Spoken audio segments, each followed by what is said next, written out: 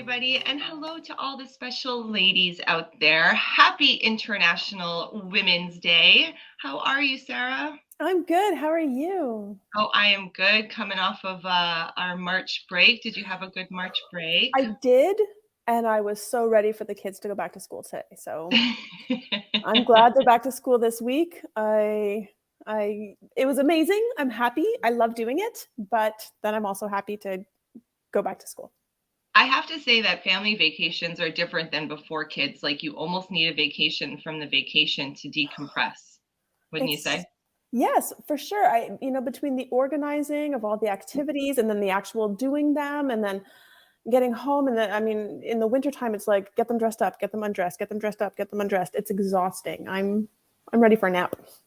I hear you. I had a friend visit from Florida once to show her kids snow for the first time, and they went in and out like 3, 4 times a day. And she was like, "How do you do this?" I was like, "Welcome to Yeah. cold climate with And kids." then the wet mittens that you have to dry, so you have to find another pair because they're not ready. Yep. Fun, fun, fun. All right, let's get right into it. So we have a special episode today. It is devoted to all the amazing ladies out there. We're going to be talking about self-care. We're going to be talking about raising our future women. And a special treat is that Sarah is going to make a Quarantini live on air today. And she surprised my little happy self this morning. She texted me before we started recording and said, "Go check outside. I left you something." And she left me all the ingredients to make the Quarantini at home. So thank you, Hey, if Sarah. we're That going was to the make a absolute sweetest. quarantini for Women's Day, then I have to make sure that a fantastic woman like you, a mompreneur, whatever they're called, we have to celebrate you too. Oh, you're the sweetest. Oh, we will. We will. I love this. I love it. All right. So let's get into our mom rant. If mama ain't happy, nobody's happy. Sarah, you had a topic you wanted to broach for I today. I did, and I don't think it's going to be very popular, but I sometimes it just has to come out. So I Exactly. saw a post on social media, and it was like somebody had written, "Dear school, I have the energy to put effort into a costume for my kid only once a year, and that's on October 31st. So please stop asking me to dress her up as an old person, a book character, her future career, or anything else. Thank you for your attention in this matter. Moms everywhere." And then, of course, a bunch of people are piping in saying, right, like in the crazy hair days and there's just so much. But why are we trying to take away all the fun from like they've had a hard year as it is, the children. And so now we're going to also make school dry. We're going to ask the teachers to just stop making it as fun as possible because we're kind of tired. You know what? Yes, I'm exhausted. I'm exhausted from March break and homework and getting things and the activities. It's exhausting. Being a parent is exhausting. So it's not just moms. I'm going to include the dads there too, but it's an exhausting endeavor, and it's a job that gets you very little in the way of gratitude and until much later. But I mean, I think we should put as much fun into school as possible, especially these days. And if it means I have to wake up 15 minutes earlier because I have to dress her up like an old person, I'm going to do it. And I think that we shouldn't really complain about it. And thank you, teachers, for thinking up these things. And it's a lot of work for them too. And I think we should appreciate it. And that's my rant. I agree. No. I totally agree. Look, there are certain days where I remember like Cameron had to dress up as, like you said, his favorite book character. And it was like, they come up with something but you know what? They remember it. They'll talk about those days and they learn from it. Like it makes them love reading and it makes them love history and all these different things. So I agree. I think that we should applaud the teachers because they're trying to find innovative ways. And yeah, I'm a big fan of the dress up stuff too. Me too. It's tiring. I mean, sometimes, on a Tuesday night, I don't want to go to the pharmacy to buy her a wig because she wants to dress up like an old person and she wants to get all in. But hey, I'll do it. And it makes for some very cute pictures. Yeah. It's so cute. She had the cane and everything. She was so funny. Why was I'm just curious, totally going off the rails here. Why did you have to dress like an older person? So it was the 100th day of school. And so they decided the theme was going to be dress up like somebody who's 100 years old. So So she got really, really into it. I couldn't find the wig, so we did the hair curlers. She had the cane. She had a shawl. She walked all hunched over, and it was funny. It's so funny. You have such great kids. They're such like little characters too. I love it. They go right in, just like you. They're just like their mom. She got all in. I But love it. yes, it's exhausting. I had to cancel my workout that morning so that I could dress her up properly. So that, yes, it's a hassle, but you know what? Just do it. I agree.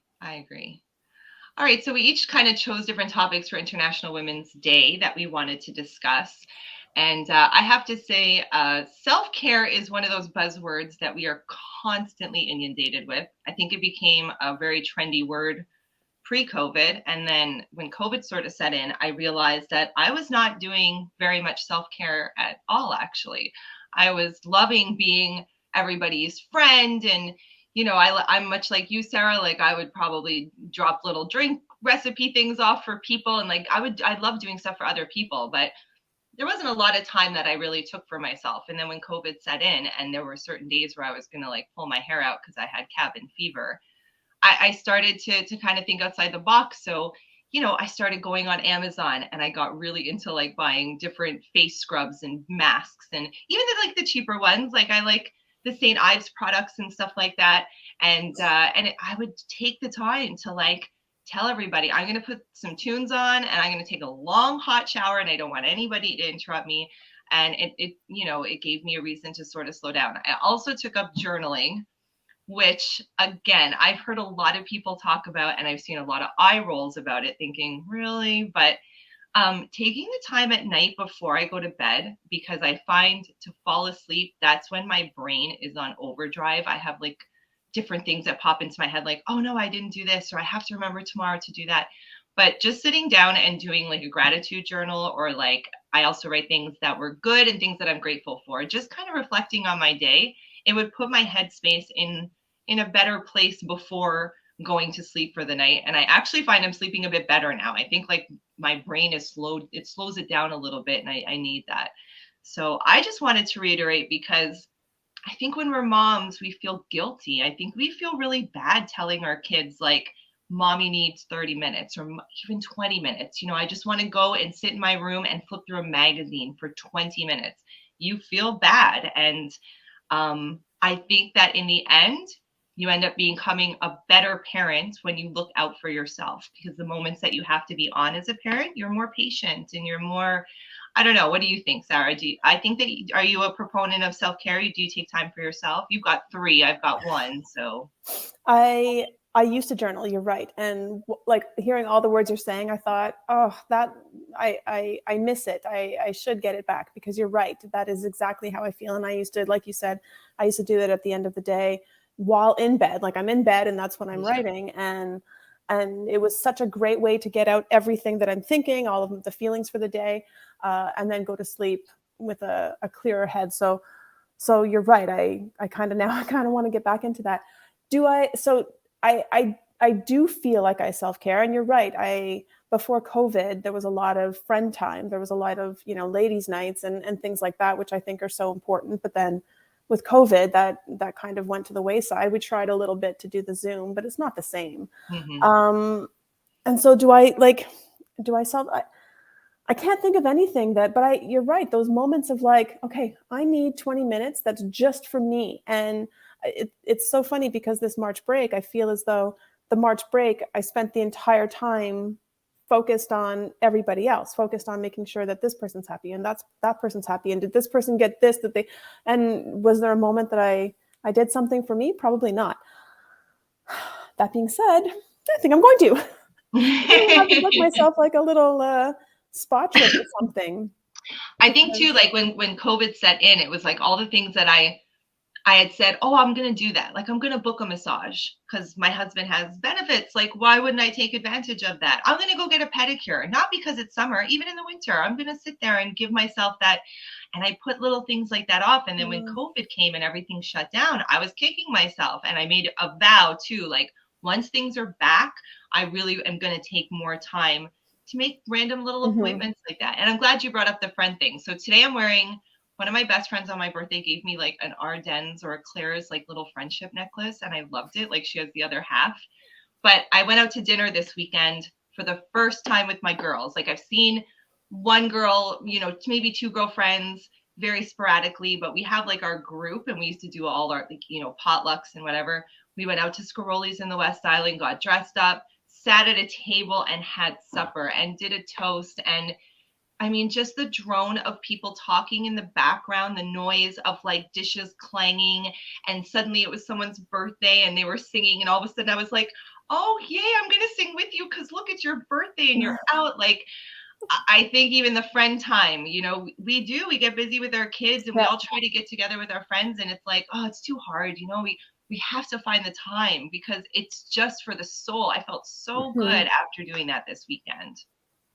Agreed. I think I'll book a ladies' night in the very near future. Yeah, it's time. I think like, with everything's loosening now, I think it's time to slowly start getting into it. And I'm glad the nicer weather's coming. So if anybody's sort of uncomfortable with the indoor gathering still, we can finally be outside. But you and I need to have a little get together too. It's been a while. We do. We used to have Starbucks dates quite regularly. It was very nice. We would go for work, and then we would sit down and gab for an hour and be like, oh yeah, well, we got to talk about that work stuff, So yes, hopefully let's do that again. Yeah, I would love that.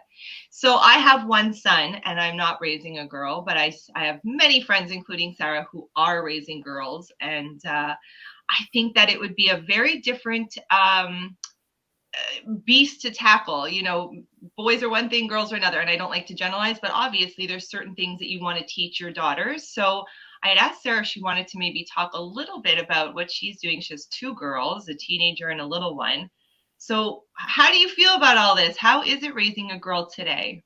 Must be tricky. So you and I discussed that I was going to address this topic. And on the day that we decided that I was going to talk about this, that day I happened to have a play date with the 5-year-old daughter's friend, who's a boy, and his mother. So we were chatting, and she also has a teenage daughter, but she has a little boy.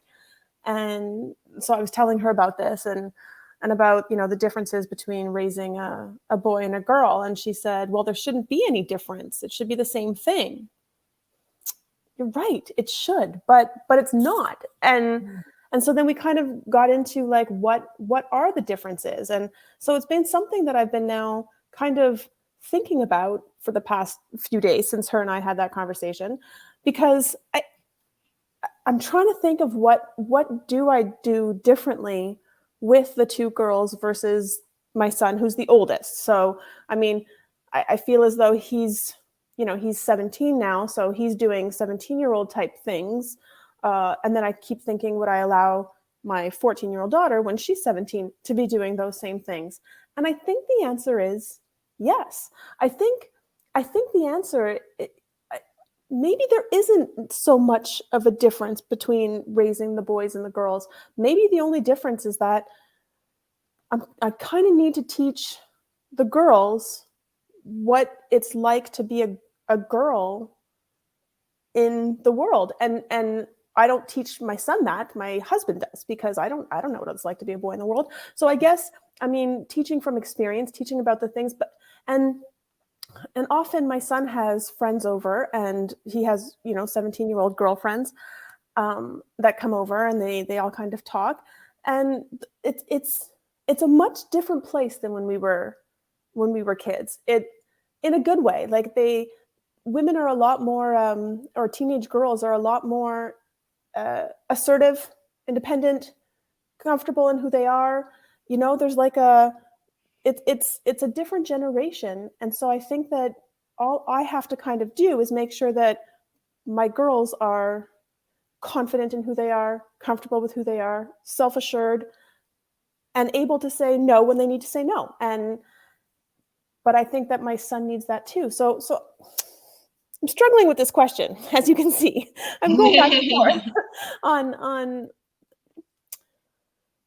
I think the goal of International Women's Day, sorry, is to just make sure that women are being raised and able to be strong and confident as women. We don't have to pretend to be men. We don't have to, be like, I know that there's a lot of like, and I've never agreed with it. There's a lot of sayings out there about how, women need to be like, a man would be called, for a man, it's called leadership. For a woman, it's called bossy. I don't think you need to be bossy. I think you need to be comfortable and confident. And then the rest falls into place. Does that make sense? Yeah, absolutely. Absolutely. Absolutely. I mean, I just wondered if it was different because, but you're right. Like if I say, girls are more sensitive to like body image things because they seem to be more influenced in going to social media more, but it's not true. You still want our boys. Like when my son comes to me and says, do I look like too skinny, or like they notice too. So Yeah. it shouldn't really be a boy girl thing when it comes to that. And even things like, we made jokes when we found out we were having a boy that with a boy we only have to worry about one boy, but if we were having a girl, we'd have to worry about every boy, right? But you're protecting your child from everybody anyway. There shouldn't really be like, oh, we have to protect the boys less because they're boys, but the girls are, you're right, the girls should be raised that they're confident and strong and assertive enough that they know what their boundaries are and what their safety level. Yeah, I agree with that a lot. But Hudson, my son, is out doing things. I'm allowing him to do things. And when I stop and think, oh, I'm allowing him to do that, how do I feel about that? I always feel, for example, his graduation night is coming up, and the graduating class is planning like a no supervision, like just the kids are planning like a getaway, like a camping getaway weekend thing, which is like, oh my God, okay, so wait, you want to go with no parental supervision, no adults, just go for a camping trip with a bunch of, irresponsible teenagers? Like, how do I feel about this? And then I keep coming back to, okay, but I trust him and I trust his decision making. And that's how I feel about my daughter too. I feel as though the goal is to raise them in such a way that you trust the head on their shoulders, and then it's okay. So I think it's regardless a boy of or a girl, right? Yeah. Well, not that I'm an expert, but I'm totally on board with that whole parenting philosophy. I like that a lot because, maybe we shouldn't be treating them differently. But it was interesting. I was doing a bit of research ahead of the episode, and I mean, it's crazy that women are still behind in things like salary. Like, Right. we are still making upwards around 30 cents less an hour than men, or certain fields are still very male dominated. But I think we're making headway. I do too.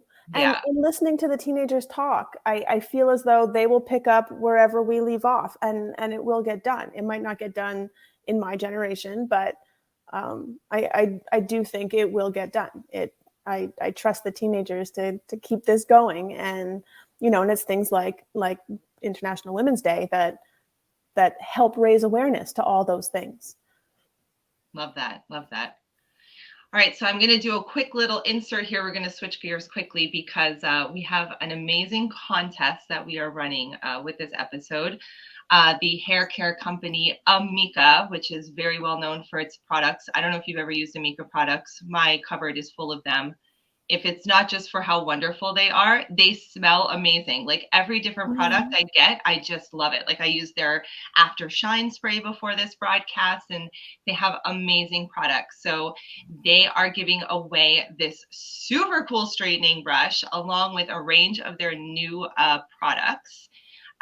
They have a whole bunch of products. So we just wanted to interrupt this broadcast and let you know that the secret question is, what are the main hair dilemmas that you face as a lady? And type them in the comments below, and we're going to pick from those comments to choose the winner of our Mika contest. Sarah, what do you struggle with the most with hair care? Well, I have extremely fine, thin hair, so I struggle with. I mean, you can buy the volumizing stuff, but then it weighs down your hair because it's so thin, it's so fine that I get it. So I struggle with volume for sure. It's okay. They have some. They have all different products too for hair thickening treatments and shampoos and stuff. Yeah, I'm more of a frizzy gal. I have very straight hair naturally, but people say like, well, why do you have a straightener? And it's because, well, it's straight, but it's just not as sleek as you'd like. And I find that they have some great products to help with the straightening process. So guys, write your comments below. What's your biggest hair care problem or challenges, and we'll be picking a name at the end of the broadcast to win this great Amika prize. So we're happy to have Amika and thank them very much for donating that prize. Alrighty, so finally we have a craft. Angie worked on a craft for us. She couldn't join us for the broadcast today, but she made us an amazing craft video. So we're going to segue into Angie's craft corner right now. Hi everybody, I hope you're doing well. I'm Angie, and today I'm going to show you a craft that I absolutely love doing. And it's something that the ladies can participate in at home, and you can make it before a party, you can make them with your friends. This is just a really fun craft for the ladies or the men, whatever. So I'm going to show you today how to make a glittered stemmed wine glass. So I have my blue one, I have my silver one, and I have this beautiful gold one. So this is very bougie on a budget. So I'm going to show you what you need to have on hand so that you can make this happen. So first, you can choose any stemmed wine glass. Now, of course, if you like the stemless wine glasses, those can also be done with the glitter. However, it takes a little bit more practice. Maybe on another segment, I can show you how to do that and the tricks of how to get the line straight. But for now, if you're just starting, let's do this one. So we have a stemmed wine glass. You also get your favorite glitter color. You can get the glitters at the dollar store. You can get them at Michael's. I would also use extra fine glitter. Don't use the chunky glitters because they're not going to stick as nicely. You're also going to need some Mod Podge. I've chosen the dishwasher safe Mod Podge because I use it for the base layer as well as the top layer. But I would recommend getting a glossy Mod Podge. But you can get this one at Michael's. Use the coupons at 30% off. I don't think this is everyday low price. And then you will also need a little brush and 2 pieces of rolled paper. Okay. So the first thing you want to do is get the rolled paper under there, and we're going to just shake this a little bit. It actually says roll it and do not shake it. So first step is read the directions. So I just dip it in here. Dip it in here. And I start from the top, the bottom, it doesn't matter. You just put them on the glass, and you don't have to worry about if there's any clumps. See, I have a clump here, so I'm gonna put it in back in there. You don't have to worry too much if there's clumps on the first layer or as you're initially putting it on, because you're gonna smooth it out afterwards. So I'll show you. So here, just be careful to apply it everywhere at first. Get a little bit more. And here, I mean, different techniques. Sometimes I go down, sometimes I go across. It's not important, because what's important is afterwards when we go over the whole thing. So first, just be concerned with adding the Mod Podge all over. And what's nice is that the Mod Podge, you can tell where you've put it on, but it's not going to stay like that, so don't worry. So I've covered it pretty well. So you see how there's all those lines. Now with the last layer, just take off a little bit of the glue, or all the glue rather, from your brush and smooth it out. This you want to smooth out because when you put the glitter on top of it, then you don't want to have any lumps on top. It's not going to be pretty. So just try to smooth it out. The key is to smooth it out while still keeping the glue on it.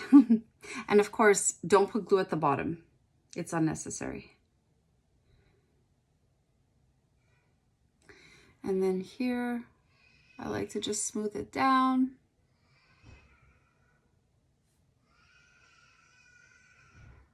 And it's actually quite therapeutic. So if you are having a girls' night in, you could always make your own wine glasses, Or if the objective is to consume the wine, you can always do this ahead of time and enjoy it with your favorite friends. Okay, so this is pretty good. So now the next step, I'm going to put it down on my paper. Next step is to do the glitter. Now, this is the messy part, okay, guys? So I've gotten no glue on this. If you've gotten glue, change it out for the second piece. If you haven't, all good, use the same one. So I like to open it. I get really messy. At Christmas time, there is glitter all over my house. It's crazy. And you know, by the way, glitter doesn't come out ever. You will find glitter for years on end. I'm sorry in advance. So you take it and you just put it over. Don't worry if it's not even at first, because I'll show you, we're going to shake it off afterwards. And don't worry about how much I'm spilling, because we're going to take it back and put it back into our container. There's not going to be any wasted glitter at all. That's a blasphemy. So, okay. So let me just check it out. Oh, I missed a piece up here. Okay, so once you have all the glitter on there, what we're gonna do is we're gonna shake it so you see a little bit of the flecks, glitter everywhere, a little bit of the flecks are coming off, and that's perfect. So what you're gonna do is you're gonna leave this on the side for about 2 hours. After about 2-3 hours, touch it. If the glitter will come off in your hand at that point. What you're gonna do after the 2 hours is done is, first we're going to put the glitter back in here so I can show you what's next.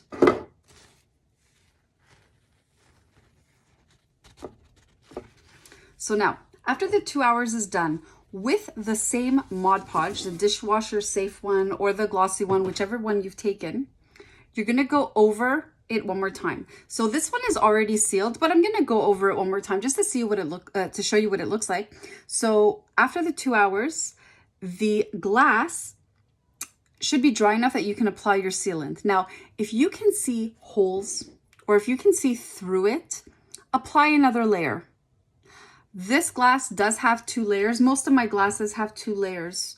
I always put 2 layers because I like a dense glitter, but it really depends. Some of the darker colors you don't need, but with this one you could use 2 layers.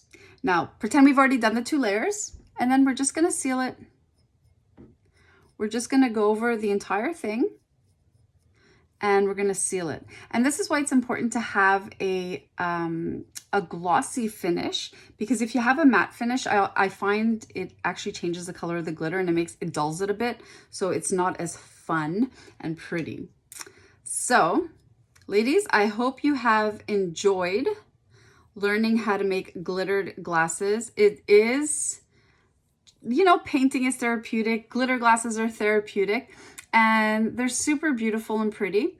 With the Mod Podge, you do have to wait a significant amount of time before you can actually wash them. And although this Mod Podge says dishwasher safe, I don't know if I want glitter all over my dishwasher, inside my dishwasher. So after 28 days, it will be cured completely. So you see here, I've covered it, a layer of the Mod Podge, and you set that aside, and then eventually it's going to shine and all the glitter is going to come out. So like I said, it's a 28-day cure. So what that means is, yes, you can still use it. I still use them, but do not immerse them in water within the 28 days. Otherwise, you stand a chance of ruining your glitter. Okay, and we're back. We're back. So Sarah, finally, to wrap up this International Women's Day broadcast, I'm super excited to be making a quarantini with you today. My lovely friend dropped off a gift bag on my front porch with all the ingredients. So I have a little bar set up right over here so I can make it. So what are we making today? I'm so excited. Let's call it a sheetini. To celebrate all the amazing women. We'll toast to them at the end of this episode. So we're going to start with our little measuring. Is this called a giblet? A jigger. Okay. What's a giblet? Is that the thing you take out of the turkey? Yes. Leave it to Jen to just ruin the whole integrity of the. Let Sarah stick to the terms and don't listen to me. Okay, we have our measuring thing. So we're gonna go for some gin. Okay. We're gonna go for 1.5 ounces. Okay. I gotta open mine. Should have done this before. Wow. Right on in the shaker. My husband is expecting big things, I bet, when he gets home from work, because he saw my whole quarantine ingredients set up as he was leaving for the office. He was like, what is all this? All right, we do 1.5? 1.5. Okay. Am I supposed to use the big end? Yes. Okay. I don't want to use the small end. All right. What's next? Okay. We're going to go for some Chambord. So I had to read up on this on the label. It's like a black raspberry. Yes. Smell it. It's oh, I just love the bottle. It has like this pretty little purple. Do you use it in a lot of your drinks? I do. Okay. It's one of my favorites. Awesome. For a while, I couldn't find it at the SAQ, so I had to stop using it because I ran out. But I found it again. Yay! Okay. Very cool. So for that, we're just going to do 1/2 of an ounce. Okay.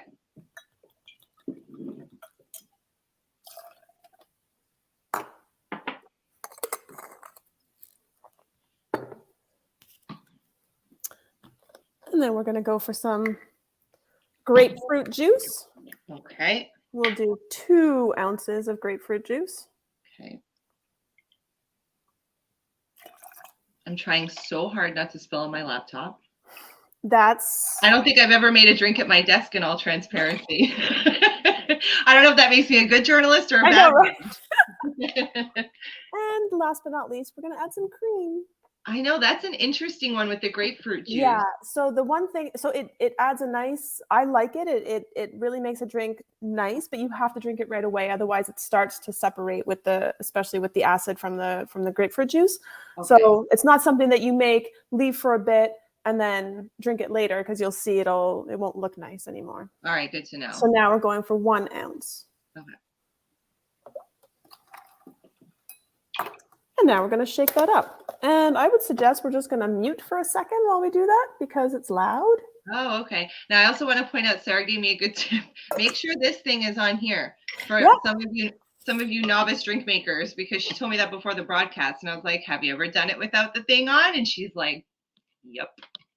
All right, I'm going to mute too, so I can shake. I actually keep my finger on this just in case.